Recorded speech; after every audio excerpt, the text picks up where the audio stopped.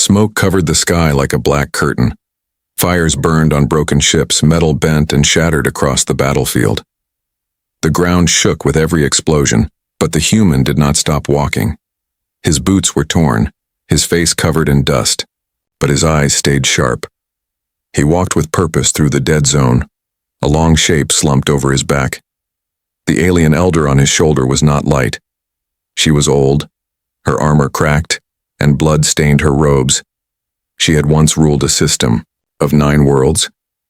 Now she was silent, unconscious, and bleeding. The human carried her like she was the last star in the sky. Around them, nothing moved. Bodies of soldiers from both sides littered the field. The battle had started as a surprise attack. The human and the elder had no time to prepare. One moment, they had been arguing in the council tent, and the next missiles rained from above. He had grabbed her by instinct. She had screamed at him to leave her, that she was too old to run, but he had ignored her. He kicked open the rear flap of the tent, threw her over his shoulder, and ran through fire and steel. No one else had survived. The Elder's royal guards were vaporized in the first wave. The other council leaders had scattered. The human was not part of the council. He had been hired only 2 weeks ago as a translator and low-level strategy advisor. No one had expected much from him. He had no medals, no title, no command. But now, in the middle of a war zone, he was the only one walking. A drone buzzed above, scanning for survivors. The human ducked into a broken trench. The elder stirred slightly but did not wake. Her hand twitched, then fell still. The human checked her pulse, still alive but weak. He pulled a med stim from his belt and jabbed it into her arm. "Don't die," he said, voice low. "Not yet." The drone passed overhead without spotting them. The human waited, breathing, slowly. He listened. Far away he could hear movement, clanks of metal, screams of pain, marching boots. Enemy troops were sweeping the field. He had no weapon, no armor left, just one broken energy blade with half charge. He knew he wouldn't last in a fight. So he moved again, silent and fast, using smoke and bodies as cover. Every time the elder slipped on his shoulder, he adjusted her gently. They reached a crater filled with water and debris. The human knelt, set the elder down, and poured water into her mouth. She coughed, and her eyes opened for the first time. "You fool," she whispered. "Good to see you too," he replied, smiling a little. "You should have left me. I did consider it." She stared at him, and for a moment she saw something behind his dirty, tired face. Something old, something calm. He looked like a soldier who had done this before. She coughed again. "We lost the battle." "Yes," he said, "but not the war. Not yet. You know they'll come for us." "I know." She tried to sit up but winced in pain. "Why did you save me?" He didn't answer at first. He looked around the battlefield, then back at her. "Because when everything falls apart, someone has to carry the last light." She blinked, confused. "You believe I'm that light?" "No," he said. "But I believe you know where to find it." He stood again, helping her to her feet. Far in the sky, more ships were arriving. Enemy reinforcements. The human looked at them, then back at the elder. "We need to keep moving," he said. "If we reach the ridge, I can send a signal. There might still be someone listening." She nodded slowly. And so they moved side by side across the broken earth, one step at a time. The elder limped beside him. Her leg was hurt, but she refused to let him carry her again. Pride still burned in her eyes. She was once called Voice of the Void, Keeper of the Flame, and Mother of Strategy. But now, she was a wounded leader with no army left. Her robes were torn, her crown missing, but her spirit remained. The human kept his eyes forward. Every few steps he paused to check their path. Smoke still hung in the air, making it hard to see, but he knew the way to the communication ridge. It was an old satellite hill once used to broadcast victory songs. Now, it was just broken rock and rusted metal. They heard sounds behind them, marching, soldiers. The enemy was getting closer. The human didn't speak. He only increased his pace. The elder followed, gritting her teeth through the pain. "Why are you risking this?" she asked again as they climbed over burned wreckage. "No one would blame you for leaving." "Maybe," he said, "but I would blame myself." She looked at him. "You are a strange man, human." "Good. That means they won't predict me." A moment later, they found the remains of a destroyed vehicle. The human knelt beside it and pulled a broken antenna from the side. "If I can fix this," he said, "I can call someone." "Call who?" she asked. He smiled without humor. "Anyone. A friend, a ship, a random listener. Doesn't matter who. If they hear my code, they'll know who I am." The elder frowned. "And who are you really?" He didn't answer. He just bent over the device, twisting wires together with careful hands. The elder sat on a nearby rock and watched him work. His hands moved fast but steady. He had done this before, not as a technician, but as a survivor. Suddenly, they heard a sharp sound in the distance, boots hitting metal, radio chatter in a foreign tongue. The enemy patrol was near. The human kept working. Sweat ran down his face. The elder gripped a broken spear beside her, ready to fight. Her hands were shaking. Her body was weak. But if they came, she would defend him with what little strength she had. The human finally stood and pressed the call button. A soft beep lit up. The antenna sparked weakly, then held steady. He leaned in close and whispered a short, coded message. "Black Echo. Emergency call. Coordinates broadcast. Need lift. 1 VIP. Confirm if friendly. Repeat. Black Echo out." The elder tilted her head. "Black Echo? A name I haven't used in years," he said. "You were a soldier?" He nodded. "For a long time. Before I became your translator." "Why did you stop fighting?" He shrugged. "Sometimes the war ends. Sometimes you just walk away." She looked at him with new eyes. "You didn't just walk away, you buried it." Before he could answer, a voice came from the radio, crackling, broken, but clear enough. "Copy. Black Echo. Signal found. Inbound." The elder's eyes widened. "Someone heard?" He nodded. "Told you someone always listens." But then, behind them, voices shouted. The enemy patrol had spotted them. Red lasers flew past, hitting rocks. The elder threw herself to the ground. The human grabbed her and pulled her into cover behind a broken hull. "I don't have a weapon," she said. He handed her the broken energy blade. "This still works once." "And you?" He lifted a sharp metal rod. "This'll do." They shared a look. No more words were needed. The enemy came closer. 5 soldiers in red armor, moving fast. The human waited, crouched low, heartbeat steady. Then, just as they aimed, a roaring sound filled the air. A shadow passed above them. Not enemy craft, a ship, black, silent, old design, no markings. It landed fast, its side doors burst open. The human grabbed the elder. "Time to run," he said. They ran into the open, lasers chasing them. The elder stumbled, but he pulled her. The doors closed behind them. Inside, a voice said, "Welcome back, Commander." The elder froze. He only said, "Get us out of here." The ship rose quickly, cutting through smoke and gunfire. Enemy soldiers scattered below as the engines roared. Inside the dark hull, the air was dry and cold. Lights flickered softly along the walls. The human helped the elder sit on a bench, near the back. She stared at him in silence. Then she turned her eyes to the ship's interior. It wasn't modern. It was old, patched in places with scratches on the floor and worn-out seats. But it moved fast, and it had answered his call.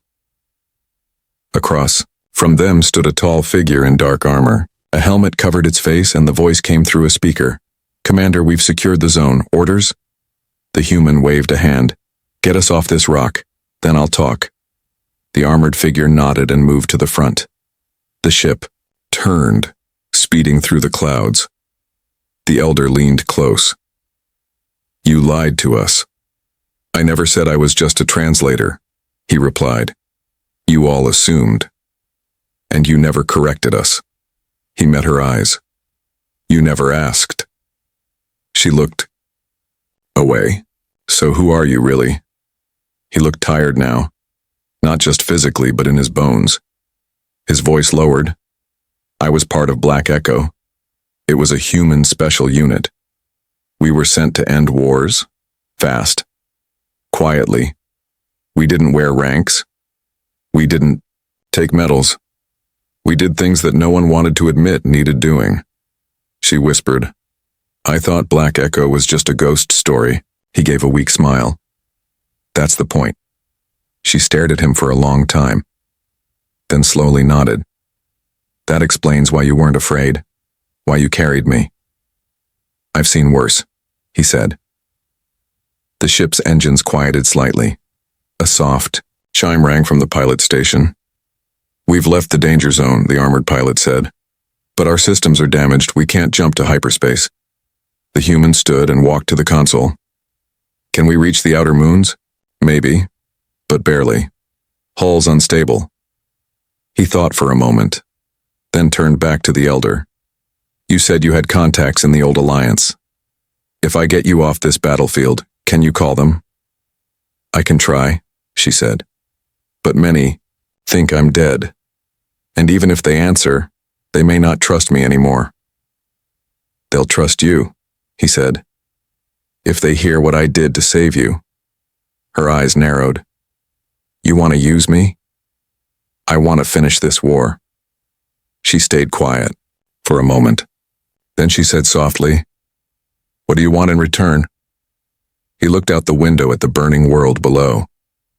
50 warships, he said, ready to move. No questions asked. She let out a slow breath. You're asking for a ghost fleet. Those ships haven't flown in years. But they still exist, he said, tucked away in silent hangars, waiting. You think one man can command them? No, he said, but one name can. Yours. She studied him. For the first time, she saw not just a soldier or a strategist, but someone who had chosen to step back into fire for a cause that wasn't his, someone who had no army but still carried the war on his back. You could have run, she said. You could have saved yourself. He nodded. But then I'd still hear the screams of people we left behind. She closed her eyes for a second. When she opened them, she looked stronger. Take me to the moons, she said. I will open the gates. The human walked back to her and sat down. Good, he said, because the galaxy's about to change. The ship moved on, silent now, carrying 2 survivors with broken pasts, but with a fire that had not yet died. The journey to the outer moons took several hours. The ship shook as it entered a cold, dead orbit. Below them, the gray surface of the moon stretched in all directions. No life, no cities, just dust and shadows. But hidden deep under the surface was what they had come for. The human helped the elder stand again. She leaned on him, but this time with more strength in her step. Her face looked pale, but her eyes were clear. Are you sure this place still works? He asked. I don't know, she said. It was built before I was born. A vault for the Alliance's last hope. They sealed it and left no records. Only 3 people ever held the activation codes. I am the last. They stepped out of the ship onto a narrow path of stone. Wind howled, thin and sharp. The armored pilot stayed behind, guarding the ship. The human and the elder moved toward a small hill that looked like any other, but halfway up she stopped and knelt. With trembling fingers, she brushed the dust aside and revealed a circle of metal. Old markings glowed faintly on its edge. She pressed her hand to it. The metal was cold, but then it lit up. A soft hum followed. The ground trembled. A round platform rose slowly, revealing stairs beneath. Darkness waited below. You still want to go in? She asked. He nodded. We didn't come this far to turn back. They walked down together step by step. The air grew warmer. Lights along the walls turned on as they passed. The stairwell opened into a massive chamber, long and hollow like the inside of a shipyard. There they were, rows of old warships, sleek, silent, sleeping. Covered in dust but intact, their dark hulls shimmered under the weak lights. The elder stepped forward and spoke words in her native tongue. A control panel rose from the ground. She placed her palm on it, then closed her eyes. The system scanned her and beeped. "Identity confirmed," a voice said in the old Alliance language. "Voice of the Void. Welcome back." She opened her eyes, a small smile on her lips. "It still remembers me."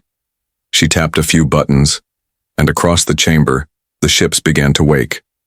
Lights flickered on. Engines whispered to life. The deep silence broke as the vault came alive. The human watched in awe. These were ships not seen in a century, ships once thought lost forever. "I counted 50, he said. She nodded. 50 warships, untouched. Each one armed with weapons from a forgotten age. He looked at her. "Will they listen to you?" "They'll follow the command chain, as long as I give the order." "Then give it." She stared at the ships, then turned back to him. "Where do we send them?" He said, "Back to the front, back to the war, back to the system that burned our allies alive. They won't expect a fleet rising from the grave." She moved to the center console and placed both hands on it. "All units," she said into the command mic. "This is Elder Nihara, Voice of the Void. Reactivate under full protocol. Load weapons. Prepare for launch." A deep, powerful voice echoed through the chamber. "Orders received. Systems online." The ships began to rise from their docks, lifting slowly as energy surged through them. The ground shook again as the vault roof opened above. The human stood back and watched the sky open. "This changes everything," he said.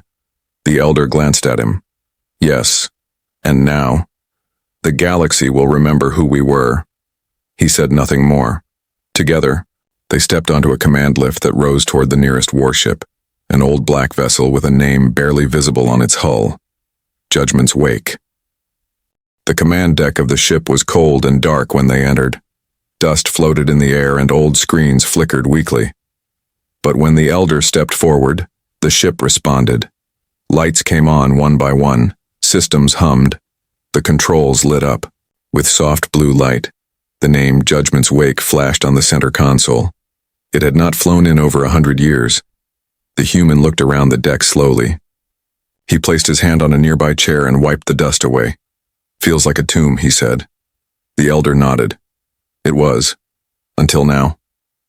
Crew droids powered on and moved into position. Their steps echoed as they ran system checks and cleaned consoles. These droids had been programmed to serve only one command line, hers. One of them turned toward her and said, "All primary functions online. Weapons at 70%. Shields at full strength. Engines ready for command." She looked at the human. 50 ships, all like this, they only need orders. He walked to the center of the deck. "Then we give them one." "Where should we strike first?" He answered without hesitation. "Where they least expect us. The central trade route. If we cut supply, their advance will freeze." She smiled. Spoken like a true tactician. "I've fought their kind before," he said. "They rely on momentum. Hit their spine and the whole beast collapses." The elder opened a star map. She highlighted 3 key systems. "These were taken last week. If we don't act fast, they'll move on the twin colonies." He pointed to a narrow corridor on the map. "This is where we hit. Right here. The Karis Gate. It's the fuel line and command link. If we block it, their fleet stalls." She studied the map. "It's bold, but it will work." The ship shook slightly as it lifted into open space. One by one, the other warships followed, rising from the vault like shadows of the past. 50 ships flew in tight formation, silent and deadly. The human looked at the screen. "Tell me they still have stealth drives." "They do," she said. "We disappear in seconds." "Good. Let's become ghosts." The elder gave the command. "Fleet, engage stealth. Set course for Karis Gate. Full burn." The warships vanished from sight, slipping into silent mode.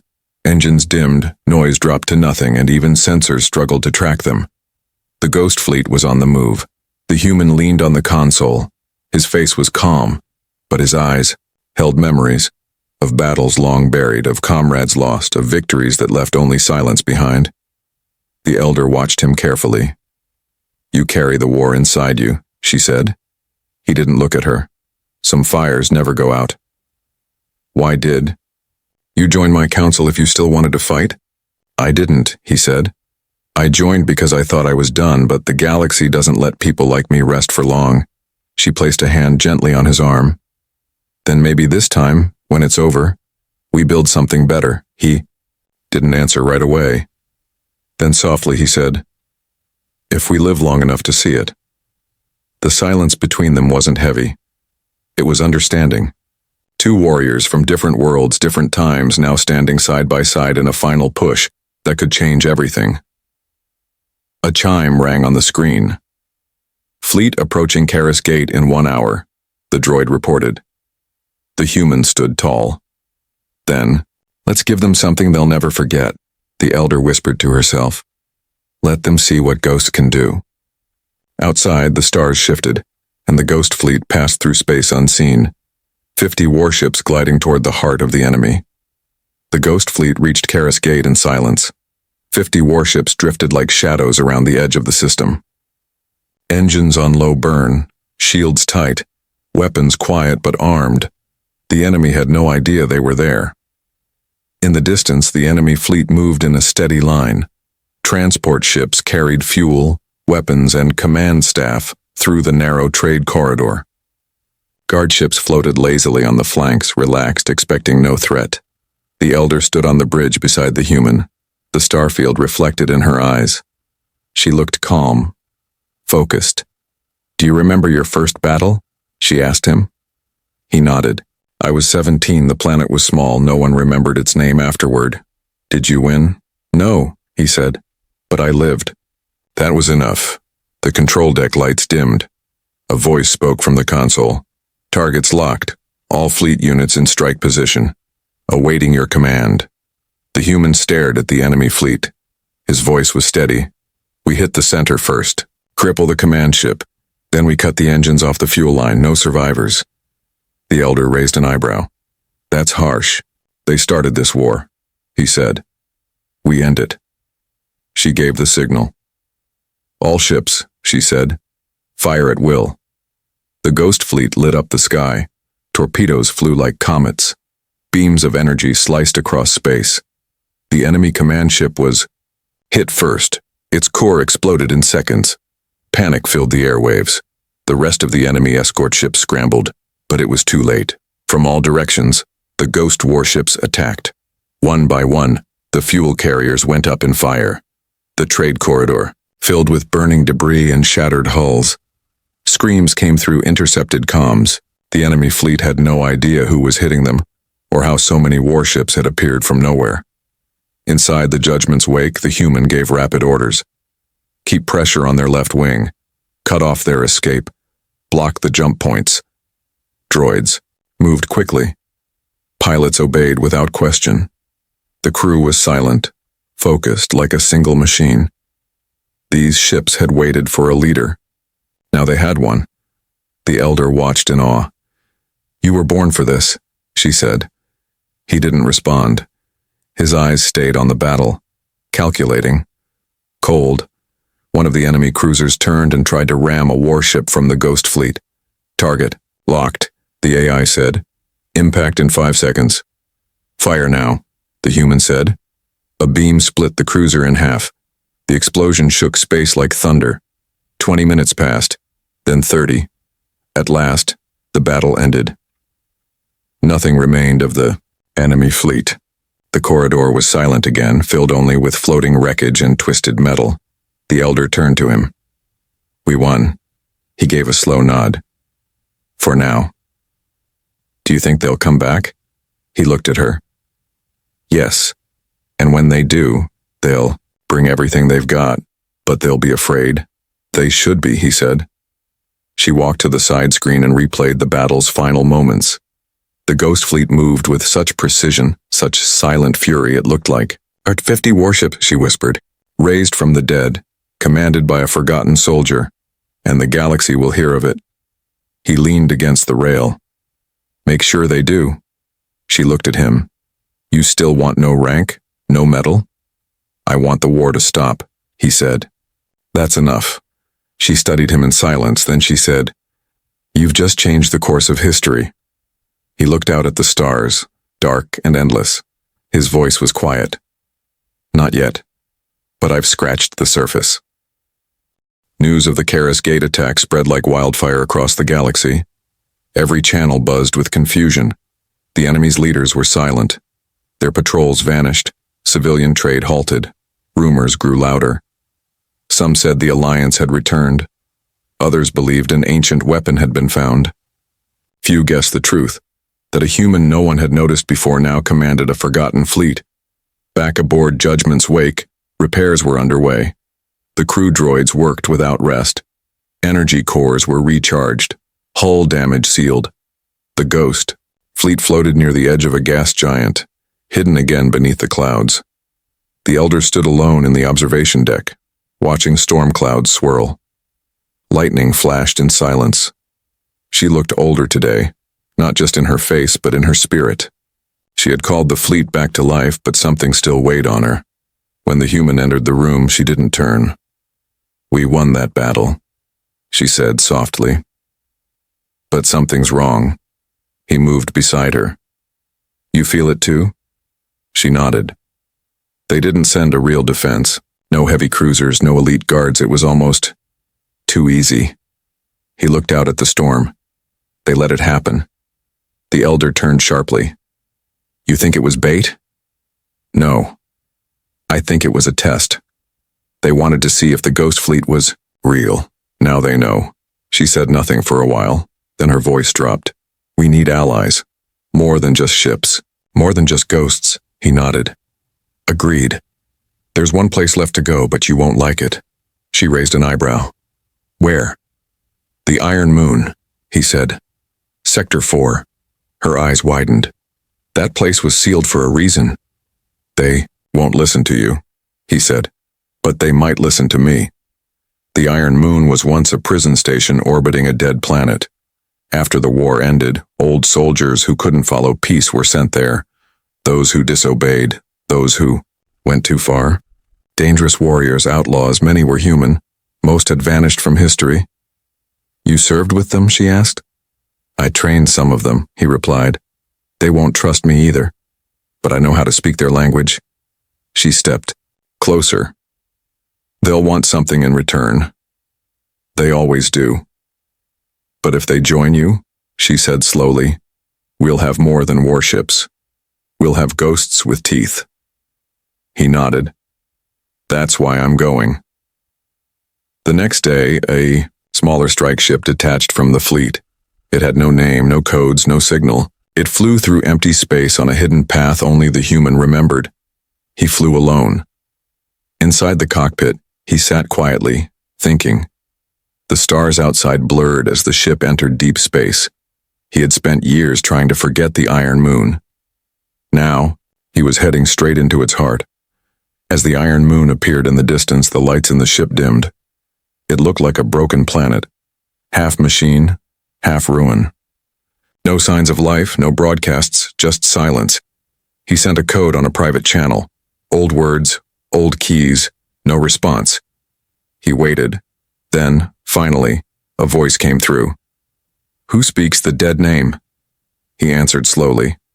Black Echo. Call sign Warden. A long pause. Then the voice said, Approach, alone. But know this, if you lie, we'll burn your soul clean. He gave a small smile. Same old welcome. The Iron Moon's gates opened. His ship entered the darkness. He was back where no one ever came back from. The Iron Moon was cold inside, silent and heavy like a graveyard. The air smelled of old metal, oil, and burnt memories. No lights greeted the human, no banners or flags. Just deep shadows and narrow halls lined with steel and scars. He walked alone. His boots echoed with every step.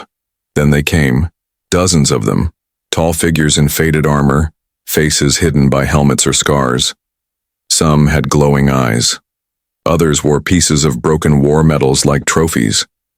These were the forgotten warriors of the old wars, soldiers too dangerous to serve peace.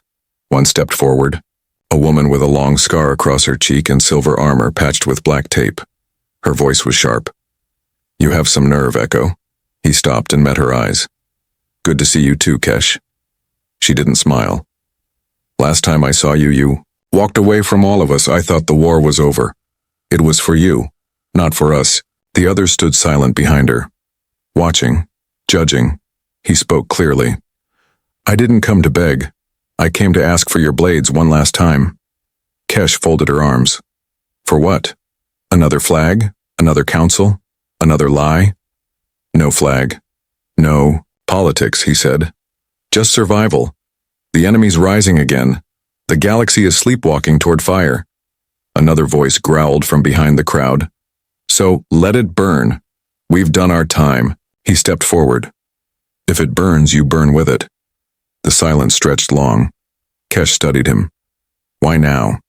He said, "Because they finally killed something I cared about. Because they attacked without warning. Because they made me carry an elder through fire. And because I realized the only ones who can stop this are the ones who already died once." She looked around at the others. Whispers passed like sparks. Finally, she spoke. "What do you need?" He met her eyes. 50 of your best. I already have a fleet. I need warriors to fly them." Kesh let out a slow breath. "You'll get them. But we don't kneel. And we don't take orders like before." "You don't have to," he said. "Just follow me into the storm." She nodded once. "Then let's finish what they started." Behind her, the warriors began moving. Some gathered gear. Others unlocked weapons sealed for decades. Old power suits, ancient plasma axes, modified guns with names carved into them. The dead were rising again, not as ghosts, but as fury. 3. Hours later, the Iron Moon opened its launch bays. Shuttles filled with warriors flew into space. The Forgotten Army was airborne once more. Back at Judgment's wake, the Elder watched the screens. "Is that them?" she asked. The AI confirmed. "Incoming Allied shuttles. Iron Moon signature. Weapons detected, but no hostile actions." The human returned with them, walking onto the bridge with slow, heavy steps. His armor was patched with new marks. His eyes darker than before. She looked at him. "Did they agree?" "They did," he said. "They're not the same as before. But they haven't lost their fire." She touched a screen. "Then we move to the final system. The enemy's home base. The council says their fleets are gathering there." He nodded. "Good. Let them gather. I want them to feel strong, until they see who's come for them." The Elder stepped closer. "They still don't know it's you leading this." "Let them find out," he said. "When it's too late to run." Outside the viewports, the Ghost Fleet realigned, and now inside their hulls they had teeth. Soldiers from the Iron Moon took command. Old warriors returned to old controls. This wasn't just a fleet now, it was vengeance wrapped in steel, and it was heading straight for the heart of the enemy. The Ghost Fleet approached the enemy's central system like a silent storm. 50 warships darkened the edges of space. Inside each one, Iron Moon warriors stood at their stations, ready, armed, and waiting for the signal. Judgment's wake led the formation. On its bridge stood the human and the Elder side by side. Ahead lay the enemy's stronghold, a massive station orbiting a red sun. Thousands of enemy ships formed a wall of steel around it. This was the heart of the machine. The command, the throne. If it fell, the war would break. The Elder studied the battlefield. "This will not be easy," she said. "They have numbers and new weapons." "They don't have will," he said. "That's the difference." The crew droid on the main console spoke. Enemy fleet locked. Scanners confirm flagship, the Obsidian Crown. The Elder's eyes narrowed. "That ship belonged to my brother. He died in the early days of the war." "They stole it," the human said, "then made it a symbol." She looked at him. Then we break their symbol first. The ghost fleet moved closer. No messages were sent. No warnings. No demands. Until now. The human stepped forward, pressed the comm switch, and sent a message to all enemy ships. His voice was calm. Cold. This is Black Echo. We remember your betrayal. We carry no flag. Only the memory of every world you burned. If you stand down, you live. If not, we come through you. No reply came. Just silence. Then, one by one, the enemy ships turned toward the ghost fleet and opened fire. The sky lit up. Laser storms filled the space between them. Energy waves smashed into shields. Explosions bloomed like red flowers. The battle had begun. The ghost ships returned fire, coordinated, sharp, ruthless. Judgment's wake dove through the first wave of enemy cruisers. Its main cannons tore through armor. Fighter wings from the Iron Moon spread across the field, dancing between debris, striking with speed and rage. On the bridge, the Elder directed fleet positions. Bring warships 4 and 6 to the left flank. Target their supply pods. The human spoke to the droid. Load boarding pods. We take the obsidian crown from the inside. You're going in? The Elder asked. Yes, he said. They need to see me. Up close. You may not come back. Then make sure the fleet doesn't stop. He turned and left the bridge. Minutes later, a small strike pod shot from the bottom of Judgment's wake. Inside, the human sat alone, wearing reinforced armor, face calm, eyes sharp. In his hand was a short plasma blade, cracked from age but still deadly. The pod shot straight toward the enemy flagship. Defenses fired, but the pod dodged between the blasts. Inside the obsidian crown, alarm screamed. Enemy soldiers rushed to block the docking point. Too late. The pod slammed into the side and burst open. The human stepped out. He didn't speak. He moved like a storm through the corridor. Quiet. Fast. His blade cut through metal and armor. Enemy guards fell before they could react. He was not just a soldier now. He was a memory. Alive, burning, unstoppable. Behind him, more pods landed. Warriors from the Iron Moon joined him, flooding the halls. They were taking the enemy's throne, from inside.